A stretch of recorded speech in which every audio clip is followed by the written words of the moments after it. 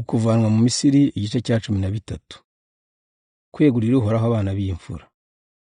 Uhoraho abwira Musa ati, nimunyegurire abana b'abahungu b'imfura bose bo mu Bisirayeli, munyegurire n'uburiza bwose bw'amatungo. Iminsi mikuru y'imigati idasembuye. Musa abwira abantu ati, mujye mwibuka umunsi Uhoraho yabakuye mu Misiri, aho mwari inkorera gahato, aho abakuje ububasha bwe.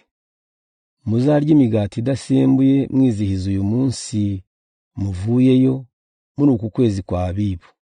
Muzakomeze kugenza mutyo igihe Uhoraho azaba bagejeje mu gihugu azabaha, nk'uko yabisezeranyije ba sokuruza, igihugu cy'Abanyakanani n'Abaheti n'Abamori n'Abahivi n'Abayebuzi, igihugu gitemba amata n'ubuki. Muzamara iminsi 7 murya imigati idasembuye, maze ku munsi wa 7 muzakorera Uhoraho umunsi mukuru. Muzarya imigati idasembuye muri iyo minsi yose uko ari 7. Icyo gihe ntihazaboneka imigati isembuye cyangwa umusemburo mu gihugu cyanyu cyose. Muri iyo minsi mikuru muzasobanurira abana banyu ko ari iyo kwibuka ibyo Uhoraho yabakoreye ubwo mwavaga mu Misiri. Bityo iyo minsi mikuru izababera urwibutso, kimwe n'uko mwagira ikimenyetso ku maboko cyangwa ku gahanga. Izabibutsa kuvuga no kuzirikana amategeko y'Uhoraho wabakuje mu Misiri ububasha bwe. Muzajye mwubahiriza iri tegeko mu gihe cyaryo uko umwaka utashye. Abana b'imfura.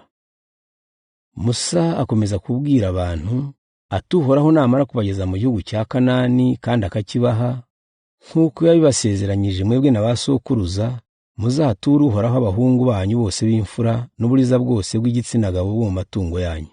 Uburiza bw'indogobe ntimuzabutanga, mu cyimbo cyabwo muzajye mutanga umwana w'intama cyangwa mu bwice muvunnye ijosi.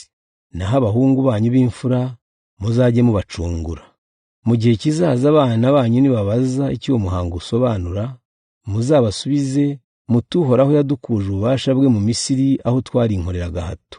Umwami wa Misiri yanze kuturekura, maze Uhoraho yica abahungu b'imfura bose b'Abanyamisiri, yica n'uburiza bw'amatungo yabo.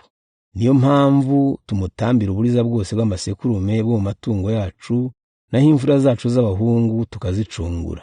Bityo uwo muhango uzababera urwibutso, kimwe n'uko mwagira ikimenyetso ku maboko cyangwa ku gahanga. Uzabibutsa ko Uhoraho yadukuje mu Misiri ububasha bwe. Inkingi y'igicu n'iy'umuriro.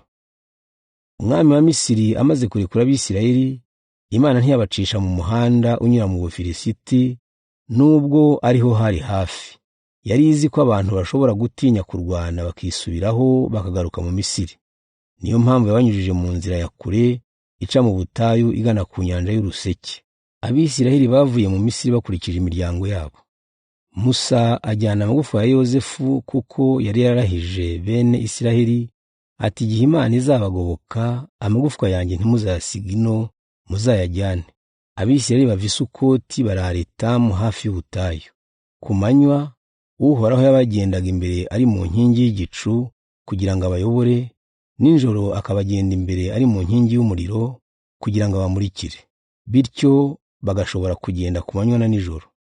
Ku manywa inkingi y'igicu ntiyabavaga imbere, na nijoro inkingi y'umuriro ntiyabavaga imbere.